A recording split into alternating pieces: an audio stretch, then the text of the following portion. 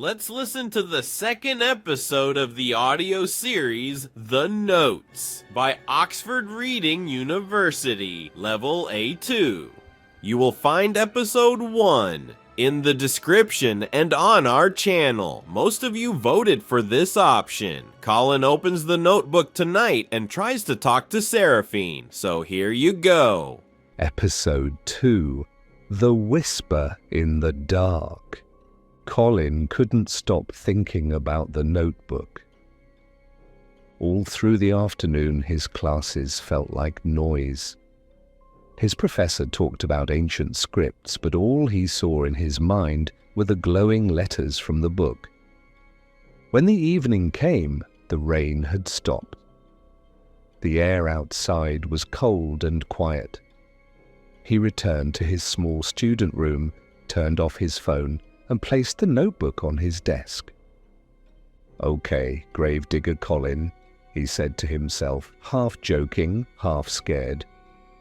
"You've opened tombs before, well, museum ones, but never a ghost's diary." He took a deep breath and opened the notebook. The first pages looked the same as before, with golden words that shimmered softly. Then a new line appeared. "You came?" Colin smiled nervously. "Yeah, I came." Not sure if that was smart. More words formed. "You kept your promise. You are braver than I thought," he whispered. "You clearly don't know me." The room suddenly grew colder. A small light appeared above the book, like a candle flame floating in the air. Slowly, it took the shape of a woman, thin, graceful, and glowing with a pale golden light. Her voice was soft, like music, coming from far away. "I am Seraphine. You can see me now." Colin's jaw dropped. "Whoa. You're really here?" "Yes," she said, tilting her head. "You opened the door." He stared at her, amazed and terrified. "So, what are you? A spirit? A hologram? Some kind of old magic trick?" Seraphine smiled faintly. "Once I was human. Long ago.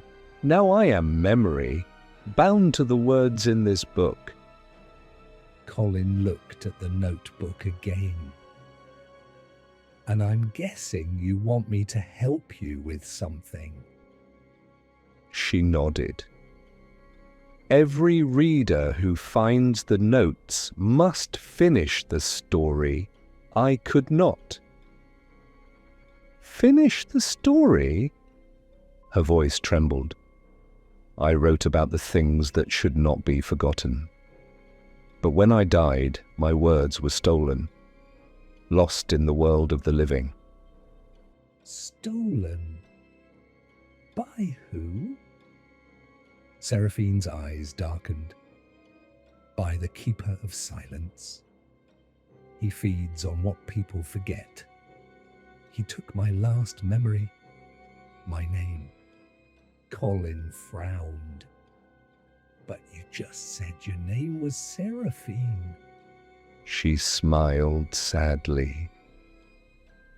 "That is what you hear.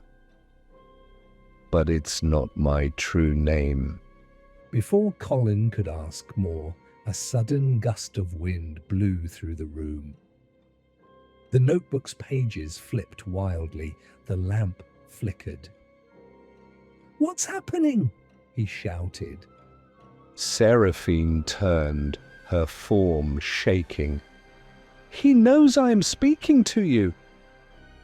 A cold voice whispered from the notebook. "You shouldn't have opened it, boy." Colin froze. "Okay, no. I'm not doing this horror movie thing tonight." He tried to close the notebook, but it wouldn't move. His fingers felt stuck, like the pages were glued to his hands. The voice laughed softly. She lies. Don't trust her. Seraphine's light grew brighter. Don't listen to him. Keep reading. Colin hesitated, his heart pounding. I don't even know who you are. Then everything went silent again. The notebook flipped to a new page on its own. A picture appeared. A library shelf drawn in golden lines. Below it were words, "Return to where you found me. Midnight." Colin stared. The library? Why? Suddenly his phone buzzed. He picked it up.